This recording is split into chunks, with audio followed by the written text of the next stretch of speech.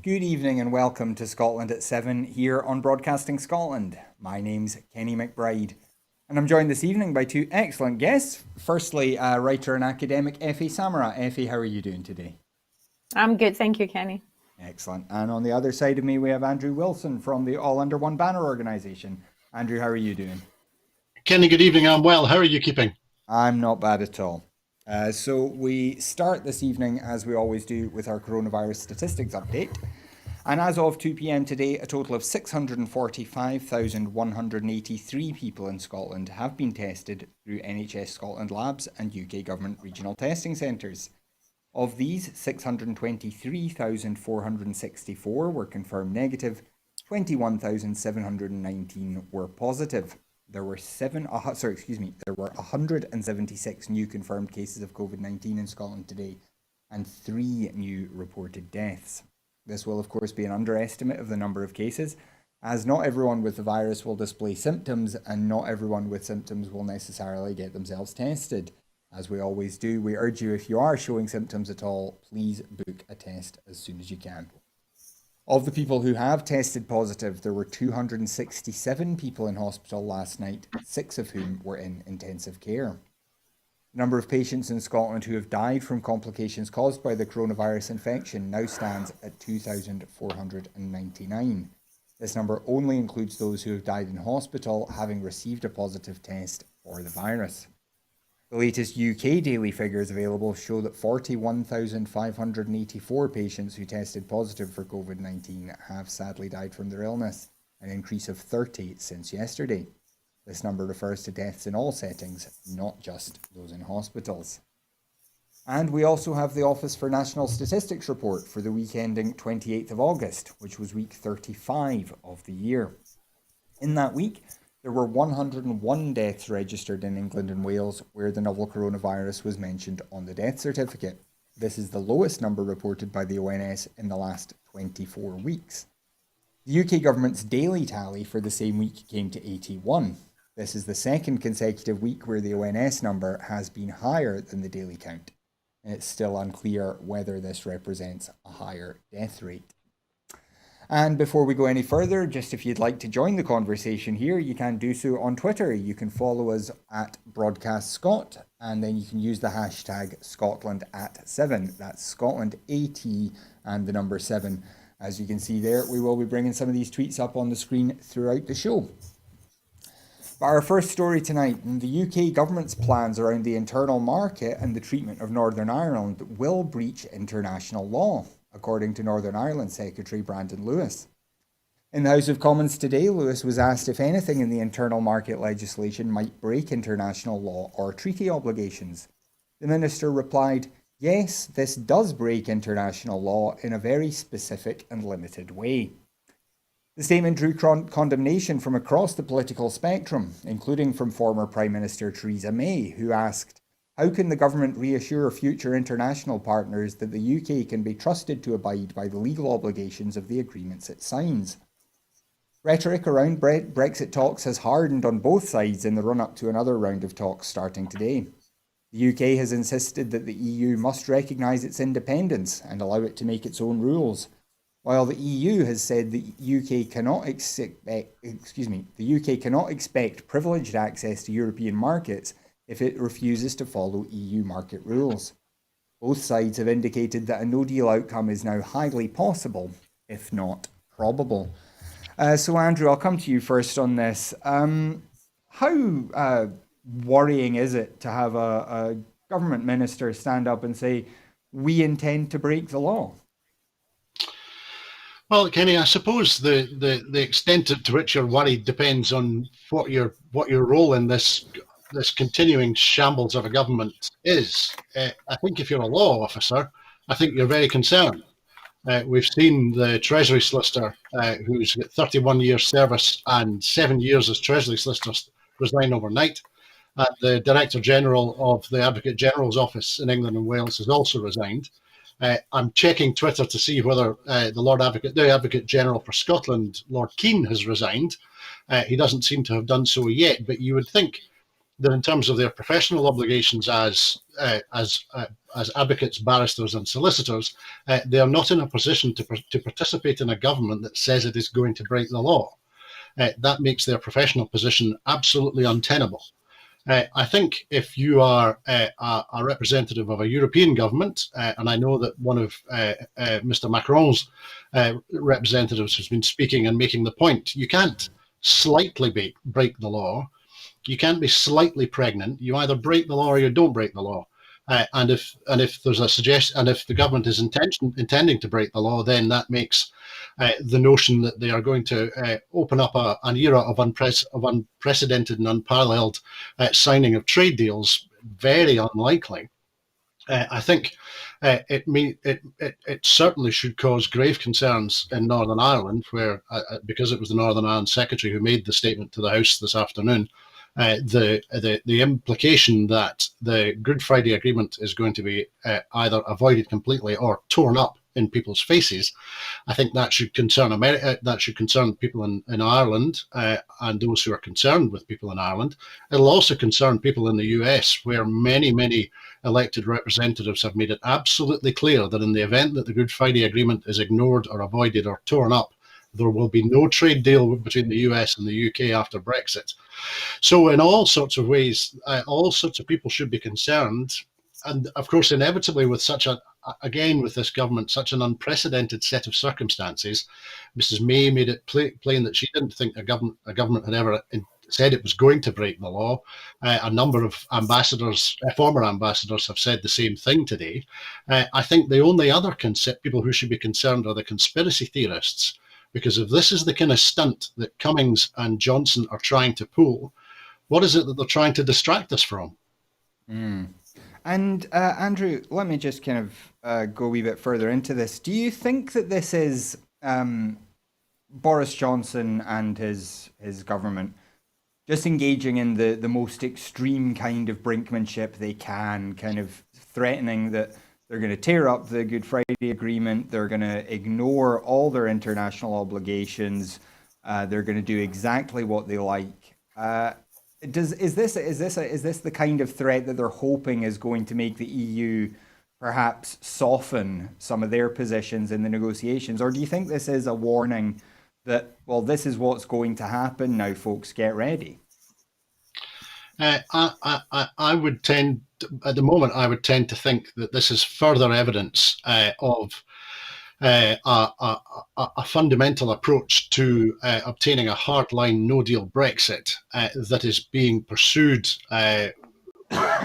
continuing to be pursued with considerable enthusiasm from within the jihadist ERG group that is taking control of the Conservative Party and the current government. I think that a statement like this, which is calibrated to say that the law is going to be broken, and making that statement to the EU, an organisation which prides itself and speaks often and loudly about being a rules-based organisation, this could not be a more provocative statement to make to an organisation like the EU, and I think it's an indication of the government's intent here. I can't see how making that kind of statement is going to make the party with whom you're trying to negotiate do anything other than become even more concerned and less likely to sign a deal. Mm. Now, Effie, coming to you, this culture that we've seen emerging around Brexit, we've seen, for example, headlines in the newspapers calling judges enemies of the people.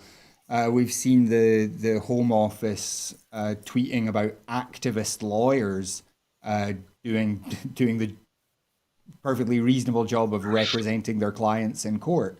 And now we hear that the government's saying it's just not going to keep its international treaty obligations. What does this mean for the concept of the rule of law in Britain? It's, I think, in post-war world affairs, I was actually just looking that up this morning.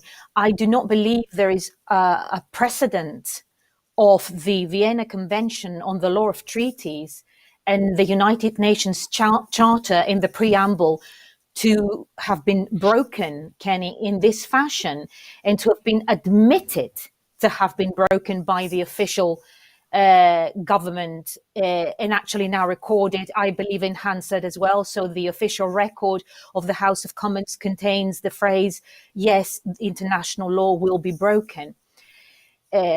It's hard to make an assessment right now. Obviously, I think the whole country, possibly even across the sea, Europe, and possibly people also in America, I'm sure they are in shock. We have seen this. There is precedent in the United Kingdom with the prorogation of Parliament.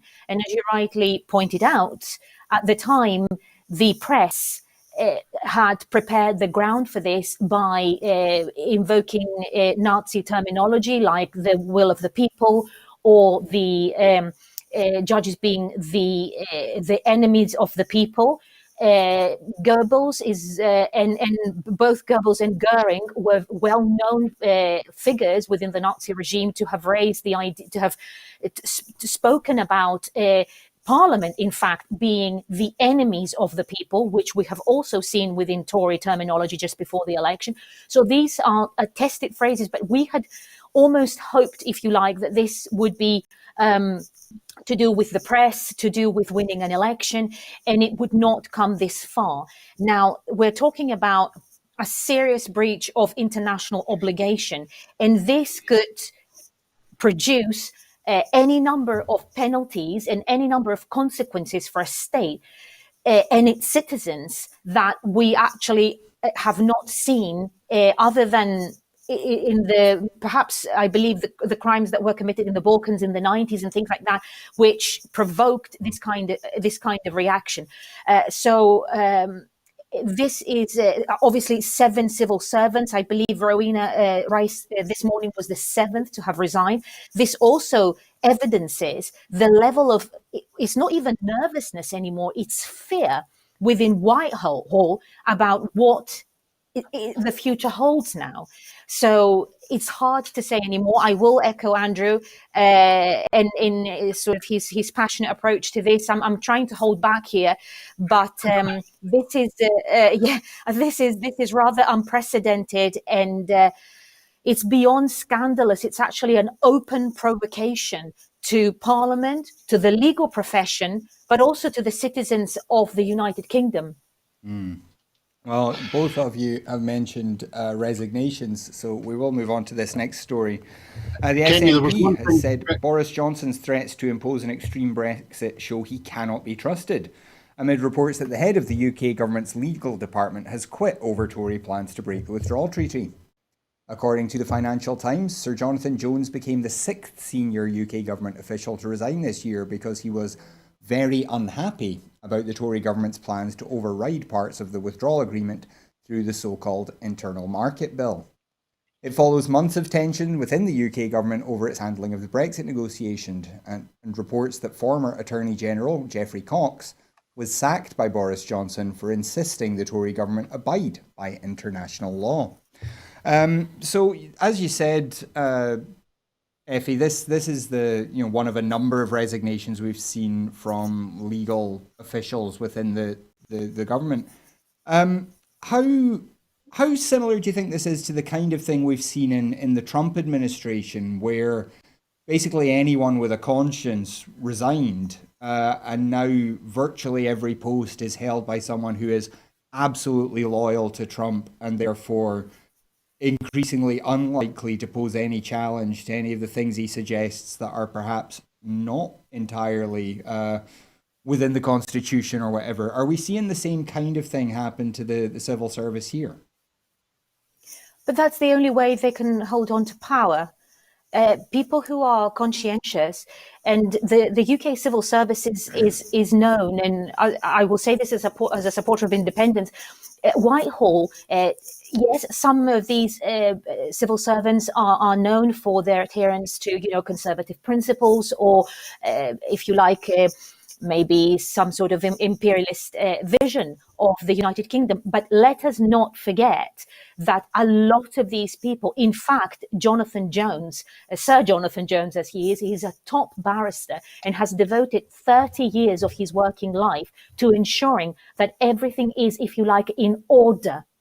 So people like him will not be able to take the consequences, because we don't know what this is going to produce over the next few years, in terms of their professional reputation, but also in terms of their professional standing as barristers, advocates, and lawyers. So someone at the head of the legal advisory committee. When you are appointed to these positions, you also take a personal responsibility to advise the government on legal matters. Now, once the government has deviated from that route and has admitted to committing this breach, your position automatically becomes untenable. But also, I'll go back to what you said.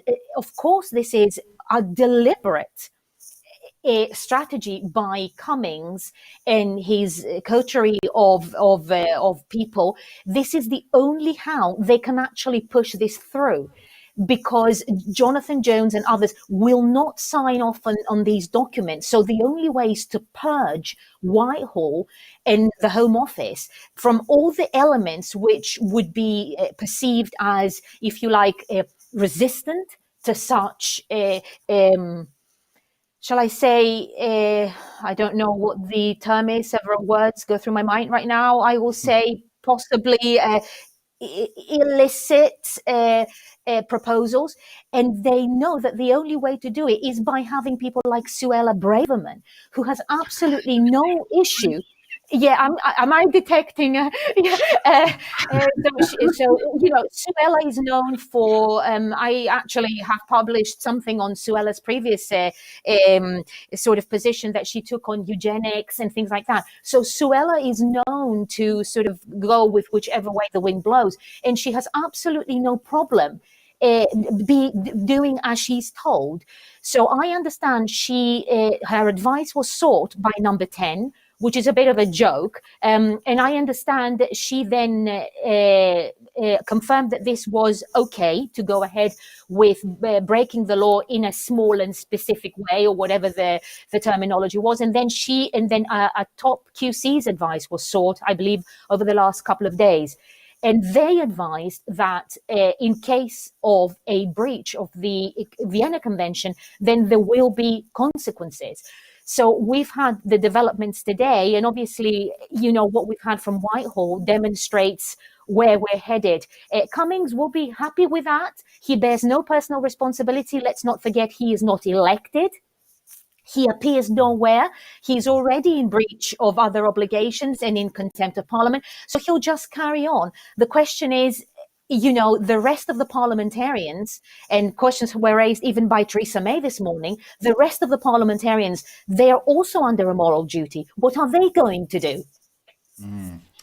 Well, we do move on now, and following reports of a sevenfold increase in redundancies in July, the SNP has said the UK government must U-turn on its decision to axe the furlough scheme in the middle of an economic crisis. It's been reported today that British employers planned more than 300,000 redundancies in June and July this year, with 1,888 firms having made plans to cut nearly 156,000 jobs in June, a six-fold increase on last year, and 1,784 firms planning to cut nearly 150,000 jobs in July, which is almost a seven-fold increase on July of last year. The SNP's Shadow Chancellor Alison Thulis said Boris Johnson risks causing further mass redundancies across Scotland and the UK if he refuses to heed the SNP's calls to extend the furlough scheme and devolve the financial powers that Scotland needs to save jobs. Andrew, we've talked about this before, but this is, it does just seem incredible that now, we're into September. We know that there are still areas experiencing increased restrictions. There is still the possibility of a real second wave hitting in the winter. Why do you think the UK government is so determined not to keep some version of the furlough scheme going? Well, I suppose a cynic might say that it's another attempt by this government to prove their record-breaking credentials, and attempting to maximise the number of redundancies, the amount of suffering amongst the working classes, and those and the rest of the population, and to see just how low they can drive the inevitable recession and depression which are going to follow on from COVID, compounded by the catastrophe of Brexit. That's the only explanation I can think of, because to be doing otherwise is so out of step with every other government I can think of around the world, and with any degree of common sense. It must be some mad plan in some description. One other thing in connection with the previous question, I've thought of three other people who should be worried in connection with the breaking of the law. Ministers will be in breach of the ministerial code, which forbids them from breaking the law. Civil servants will be in breach of the civil service code, which forbids them from breaking the law, which is why you're seeing resignations, especially from law officers today. And I think actually unionist newspaper columnists should be quite concerned today as well. I know this morning Alan Massey was lecturing us about how the British state is essentially liberal and decent. Maybe he hasn't seen the news today, I don't know. He's got to be worrying for his job when he's so far off the mark. Yeah, yeah. Well, on the question of why this might be happening, the Bank of England's chief economist, Andy Haldane, said today that there was a necessary process of adjustment that would have to happen, that there were businesses that simply aren't going to survive the crisis that the pandemic has brought on, and that it's better to get that adjustment, as he called it, over and done with sooner, rather than using a furlough scheme or something similar to prolong the agony, as it were. Effie, does that make any sense to you, given that, you know, once, or if a vaccine, say, were discovered sometime soon, we could get back to normal and most of these businesses could still be viable? Well, yeah, of course, there's that. And you can, I believe there are two or three very, very valid and viable proposals at the moment, or research groups of research at the moment who are putting forward vaccines. So this could happen over the next 12 to 15 months. We could be looking at, possibly eradication of the virus, although I am not a virologist or epidemiologist, so let's get that in there. But from a social science observation point of view, or an economics, if you like, I don't really understand what the moral position is here when the Bank of England is openly advocating poverty, basically, on a massive scale. So, taking away the furlough scheme, you could say the furlough scheme perhaps could be seen as a little bit of a tranquilizer, but a government's moral obligation and material obligation is to ensure that there is a buffer for these situations. I mean, think of Germany post Second World War. Germany was decimated, Belgium was decimated. So this is why governments come about, so they can find solutions to these problems. Now, Britain is nowhere near these situations, and they're even considering things like tax cuts again, for certain corporate tax cuts and things like that. So this is really not an issue. Also, insofar as the Bank of England are able to produce quantitative easing, so they print money. The idea that they will not assist or provide a solution to ensure that vast swathes of the population, including older people, including children, including vulnerable groups, will not fall into unspeakable poverty, just tells you who you're dealing with, Kenny, I think. Yeah, and just so you're aware, there are 730,000 redundancies already announced during the pandemic, and 300,000 self-employed people currently unable to find work. That's kind of the scale of where we are. But speaking of people losing their jobs, two of the MSPs calling for Scottish Labour leader Richard Leonard to resign have written to party officials in Glasgow and London to explore ways to depose him. James Kelly, a Glasgow List MSP, and Daniel Johnson, who represents Edinburgh Southern, have written the letters to seek clarity on removing a leader who refuses to resign. Under UK Labour rules, 20% of Labour parliamentarians can propose a leadership challenge, but no such clause appears in the rules of the party's Scottish branch. Kelly and Johnson argue that the same rules should apply in Scotland and that they have the 5 MSPs they would need to propose such a challenge. Kelly launched the rebellion last week by resigning as the party's frontbench justice spokesman, followed several hours later by Mark Griffin, the social security spokesman. Johnson and Jenny Mara, another backbench MSP, supported their calls for Leonard to quit. Andrew, this attack on Richard Leonard, these calls for him to resign, do you think they're going anywhere? Well, I think probably, Kenny, as a first step, we should probably show a little respect in the circumstances of the imminent demise of a party that is just so unwell and is clearly near death, at least in Scotland. That we need to be careful in our comments about them because they're struggling so badly. However, the appearance of Daniel Johnson in this is interesting, I think, given that he's the MSP, as you say, for Edinburgh Southern, and we know that Ian Murray MP, the MP for Edinburgh South, has been spinning wildly over the last few weeks, attempting to join breakaway new political parties, allegedly talking to the Lib Dems, and actually, given his predilection for wearing Union Jack suits, I'm surprised he hasn't been talking to the Tories as well. But I think what we're certainly seeing here is the final knockings of the old British Labour Party in its colonial manifestation in Scotland. It's an indication that the party is lacking in talent.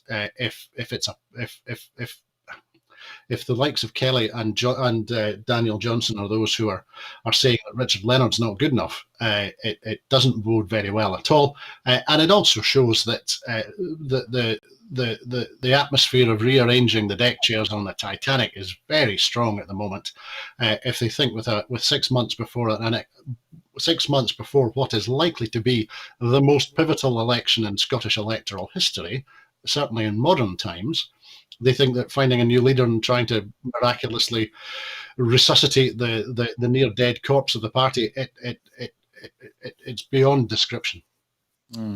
Effie, what do you think the problem is with Richard Leonard, and what do you think is there another person you think in the current Labour contingent at Holyrood that could make any sort of difference? Well, one has to feel for poor Richard Leonard. I mean, with his broad Yorkshire accent and all this, his problems. Honestly, his accent aside, which actually I find particularly musical, having part of my family from that part of the world, but it's a very strange development, Kenny. And first of all, I will second what Andrew's just said, and I completely endorse his position on this. It's I don't think personally it's anything to do with Richard Leonard. You can see probably the manifestation of what's happening in the Labour Party in the latest declarations of Kezia Dugdale. Now that was very, very interesting, and I believe that only happened a few days ago when she came out with that. I saw this on Twitter. I'm not quite sure which platform this came out on, but she basically lay out the whole case for a second independence referendum, and she spoke quite a lot of sense. Now, if you are going to be an objective observer to this is the reality. The latest polling is at 56%. And that is, I believe, notwithstanding the position of European citizens and others who are also entitled to vote. So you could be looking at possibly, a huge amount of support for the cause for independence.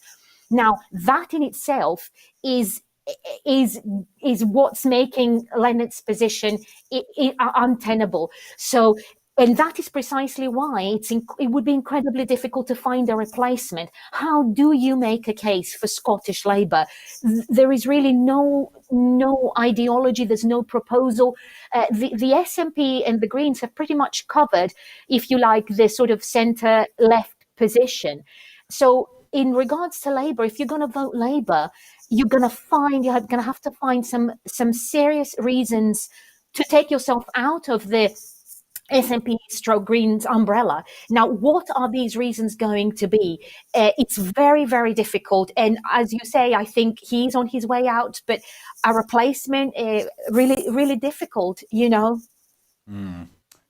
Well, we look to Iran now, and the British-Iranian dual national Nazanin Zaghari-Ratcliffe faces a new unspecified charge, according to a report on Iranian state TV, which also said she had appeared in court this morning.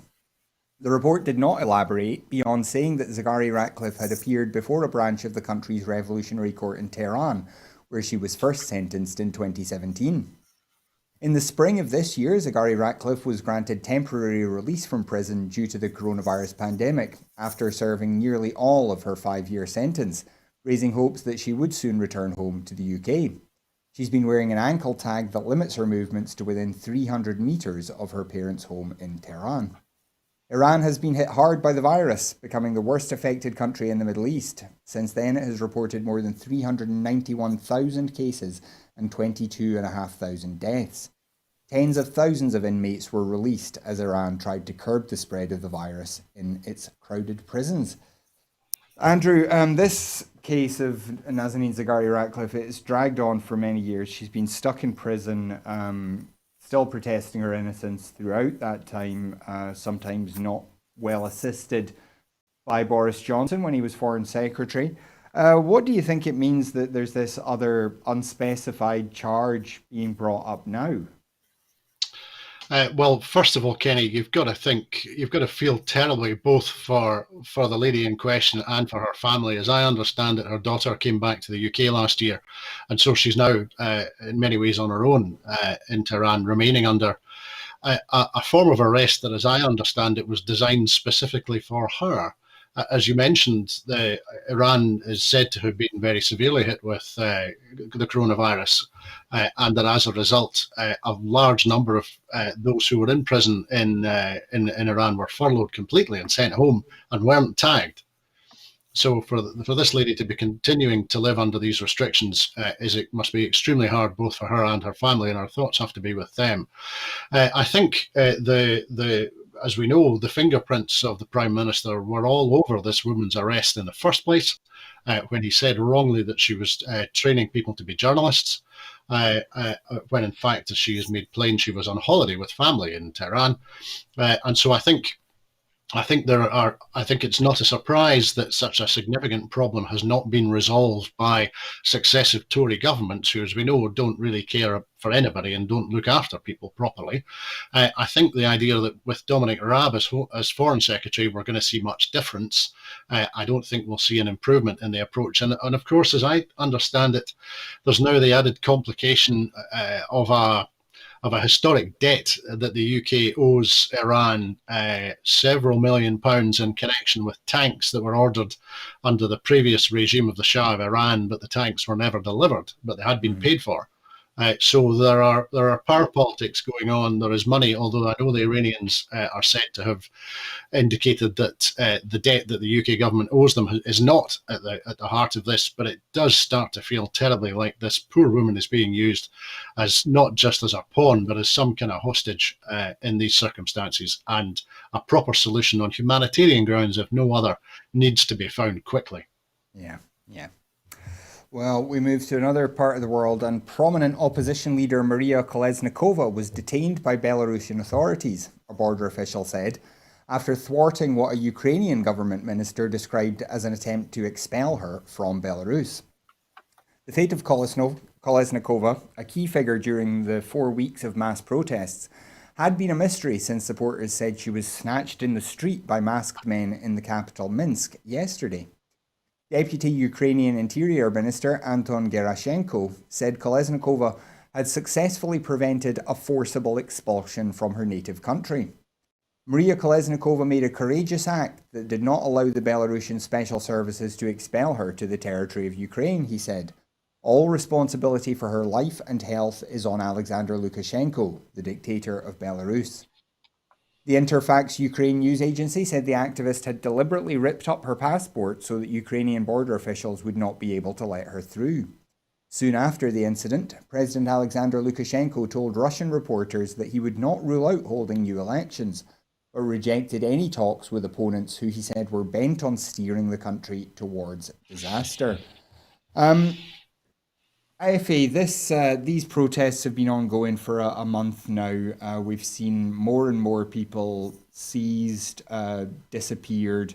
We've heard reports of hundreds of cases of police torture, including some extremely violent and unpleasant allegations. Does this sound like a leader who is considering the possibility of holding new legitimate elections and who is admitting now that he's perhaps held on to power too long?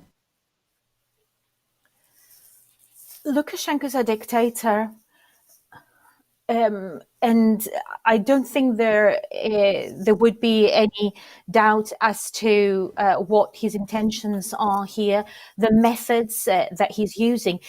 What's interesting about Belarus at the moment is that the opposition, actually a lot of it led by women, has been very, very effective.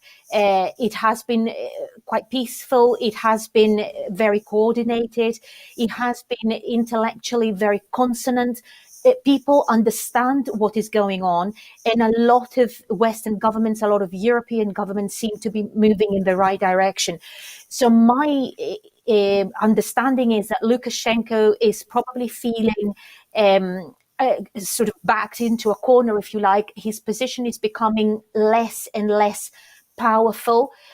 Russia has been relatively absent.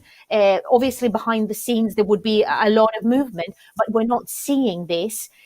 So what we're seeing is a gradual move towards possibly challenging him. And let's not forget that this is a man who's been in charge for about 26 years. So big history there. And he holds all the keys and and all the corridors of power. So this is gonna be interesting how this plays out. But obviously, all our good wishes and our thoughts are with the opposition. And I really hope she's safe. And I hope they are able to voice their concerns and possibly begin a process of democratization of Belarus. Yeah. Well, we move across to the United States now, and a record area of California has been hit by wildfires this summer, according to CAL FIRE, the state's Forestry and Fire Protection Department.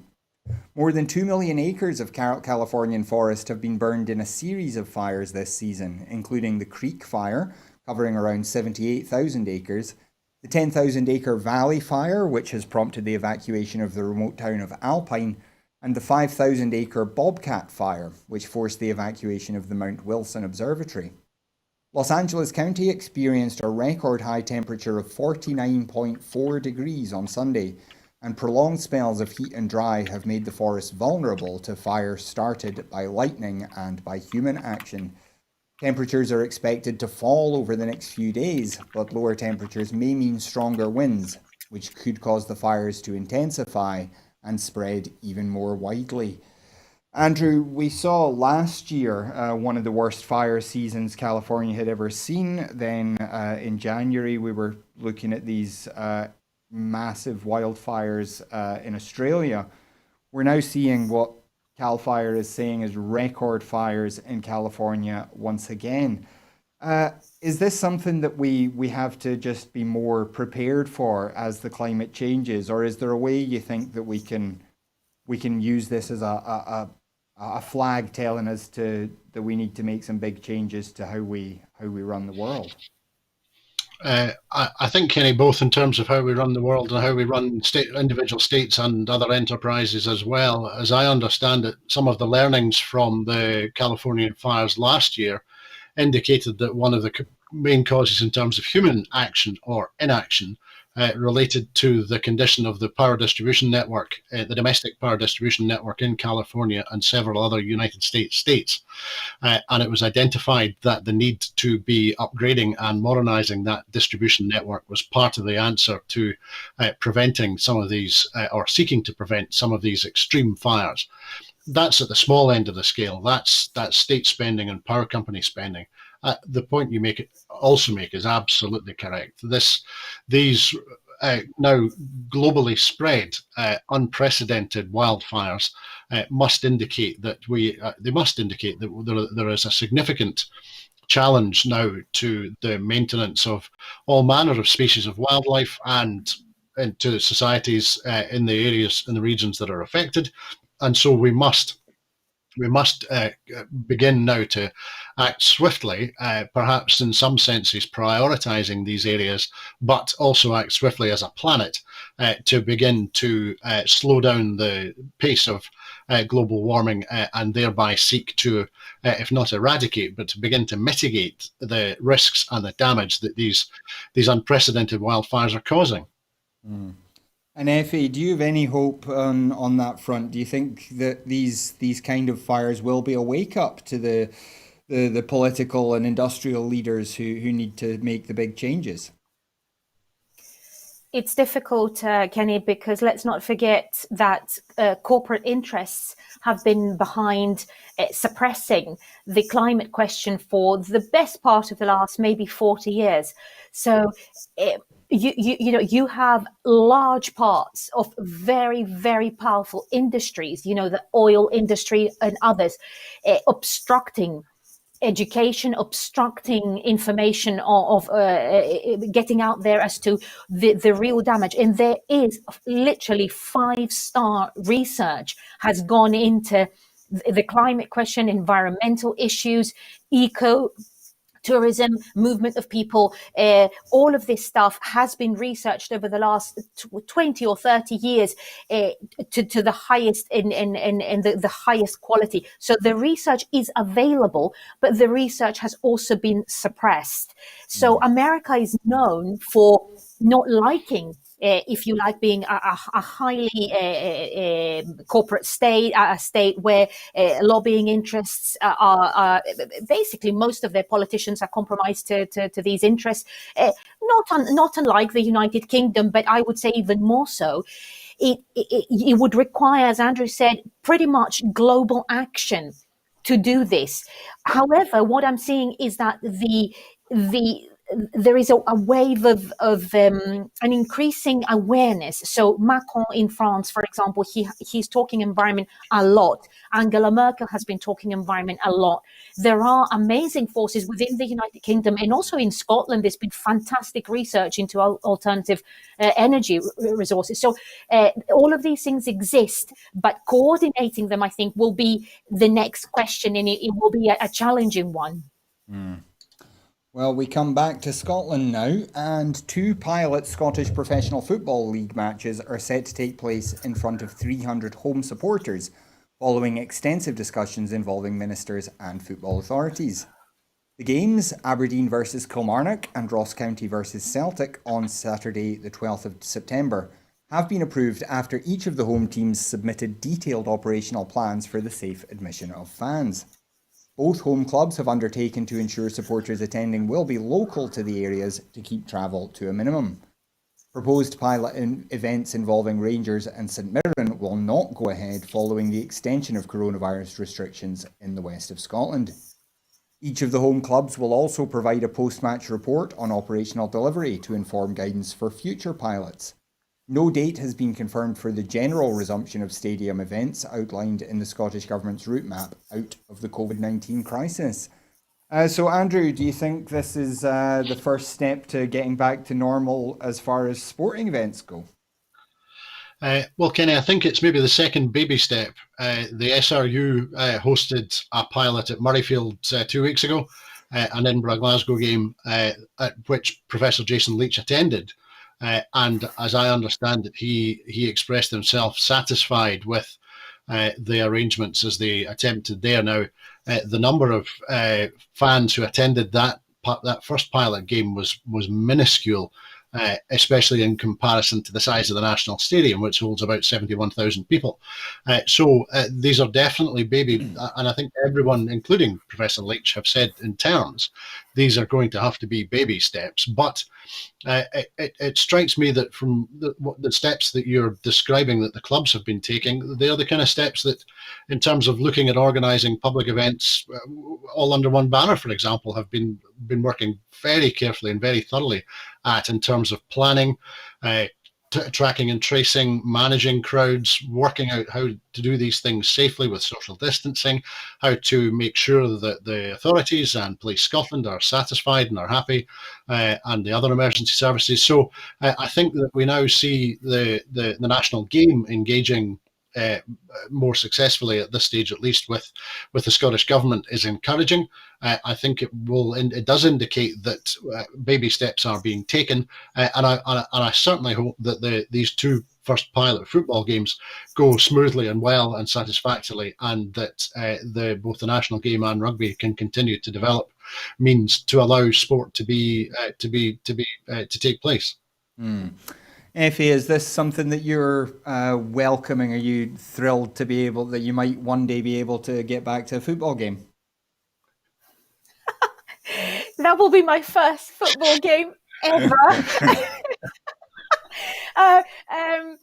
Listen, I know that supporters of football are very passionate people, and they, clearly with a very, very heavy psychological and material investment in their sport.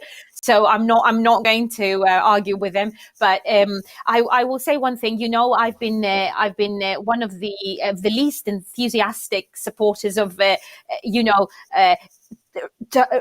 getting back to normal. I think we should rethink normal, possibly sport being one of the areas where we least need to rethink it. Sport is a good thing, but we have seen a rise in cases, and as you mentioned previously, we're going into late autumn and winter after that. So a second wave, perhaps, which we absolutely must contain. So Andrew mentioned in detail all the operational precautions that are being taken, and they are to be welcomed.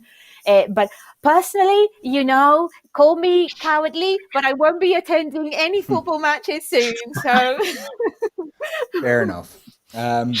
Well, we do move on now, and Scotland's chief statistician today released the latest council tax reduction statistics. In June 2020, Scotland's CTR scheme supported 497,960 households, and the total weekly income foregone by local authorities was £7.334 million. The publication covers the period when some of the wider impacts of the coronavirus pandemic began to affect the council tax reduction figures. The total number of CTR recipients in Scotland increased sharply in April 2020, with further increases recorded during this quarter as a result of the economic impacts of COVID-19. The total weekly CTR awarded in April 2020 and during the quarter increased as a result in the rise of CTR recipients. This was also caused by an annual rise in council tax bills. An agreement between the Scottish Government and local government means that locally determined council tax increases are capped at 4.84% in 2020-21. The weekly income foregone figure is now at its highest level since the scheme began. Now, Andrew, obviously, as the report says, the rise in benefit payments of any kind rises with people's falling incomes.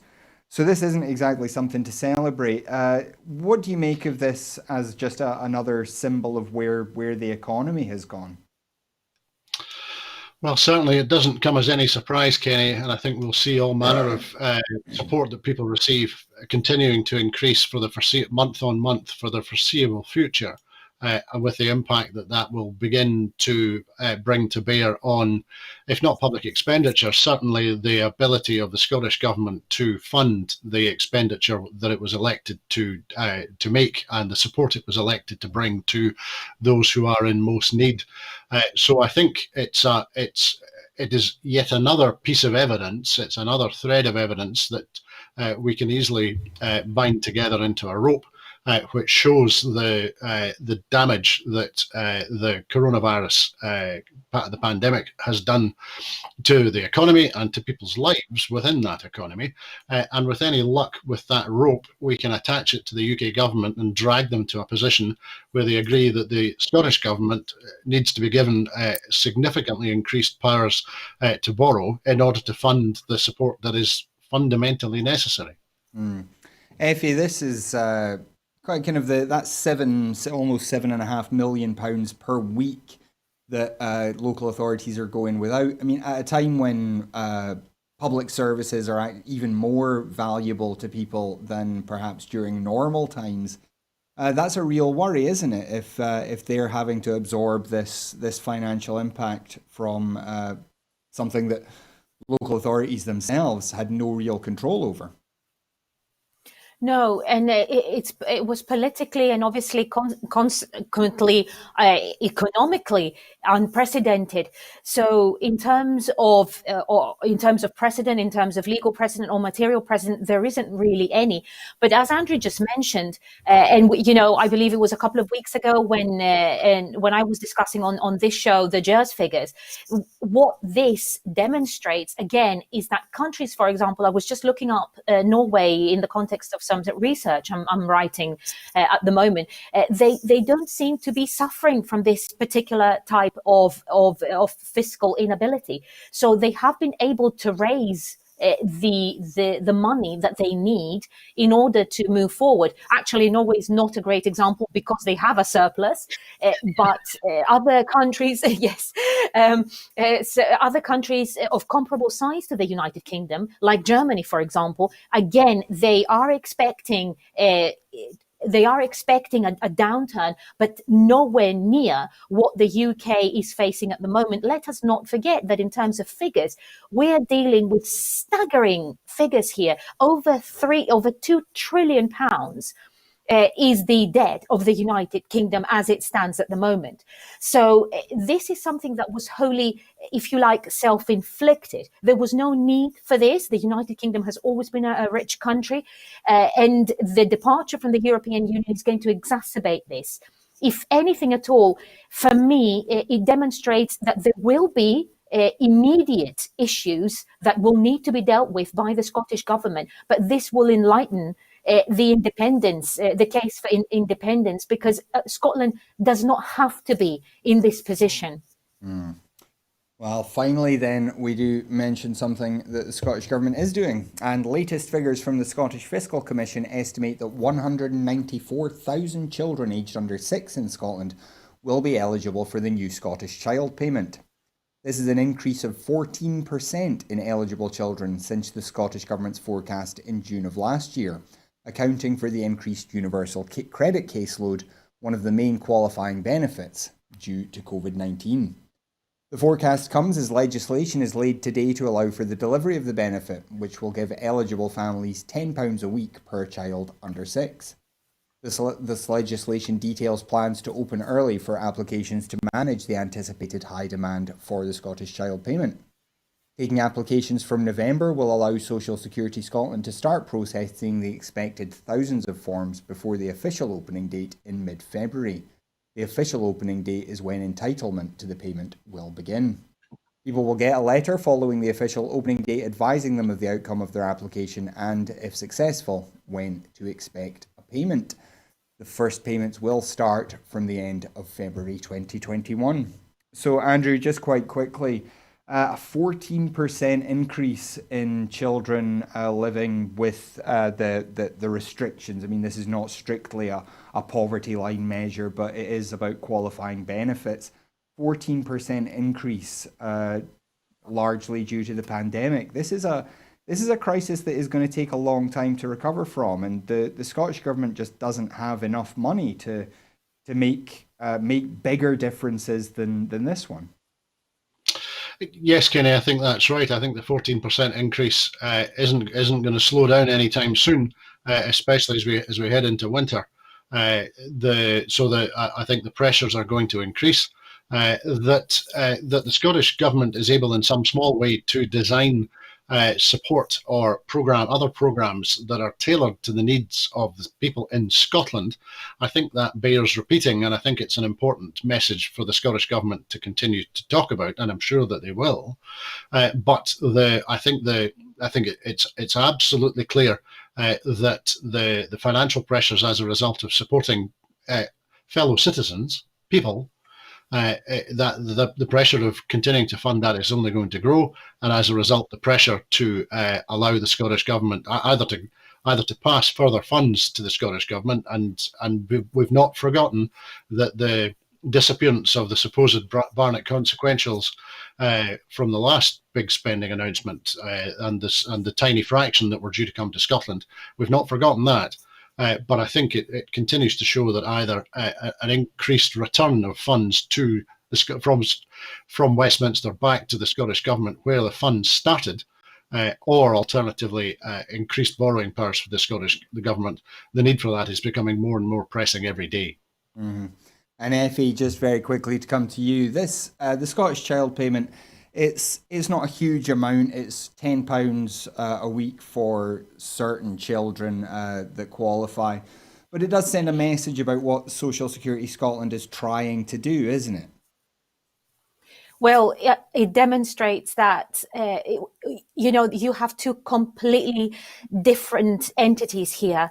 I will very briefly mention the UN report on child poverty of 2018, completed by Professor Alston on behalf of the United Nations, which called the system within the United Kingdom uncaring and tragic, and called poverty a systemic choice, an ideological result of government choices. Now, this tells you what you need to know about child poverty. This need not be happening, and it is. Near to 1 million children are below around about the poverty line or below. So in Scotland, obviously, you have historical reasons why this has happened. You have issues, we have family problems, and these have not been addressed by successive Tory governments. And the Scottish government's powers obviously are limited. It's a great move. £40 a month could make the difference between, a few good meals for a child and not. So it's important. But I think it also points to a broader ideological divide between the two nations. Absolutely. Well, that is just about all we have time for. So thank you very much to Andrew Wilson and to Effie Samara for joining me. It's always a pleasure to have both of you on the show, or either of you on the show. Either works. Anyway, it's also thank you to you at home for joining us. The whole point of these shows is to have an audience for them. So thank you very much. We do have to ask, though, if you're able to support us, then please do go to broadcastingscotland.scot/register. Sign up there as a supporter, and your £5 a month helps us to keep doing everything we do here at Broadcasting Scotland, and ideally to grow and become even better and do even more. If you can't support us financially, we absolutely understand. We have talked a lot today about how much a lot of us are struggling financially, but you can still make a big difference for us. You can follow us on Twitter at Broadcast Scot. You can find us on Facebook. You can find our channel on YouTube and subscribe there. Also click the bell icon while you're there, and that'll update you anytime we upload a video. And then share these videos around with people. Let people know why you watch Broadcasting Scotland. Perhaps there are friends, family out there that are not fans of the other media options they have in Scotland, and they might be interested in joining us here as well. If you can help us grow our audience, that's just as important as growing our financial base. And finally, if you are interested in getting involved here, this is the other leg of that tripod of how we do grow a better broadcaster for Scotland. We need volunteers. We need people to come in here and help us make these shows. So if you're interested in any way in getting involved behind or in front of the camera, do please get in touch with us. We would love to have you. But that is absolutely all we have time for tonight. So thank you once again to Effie and to Andrew. I'll be back again tomorrow at 7 with another Scotland at 7. But until then, have a great evening. Good night.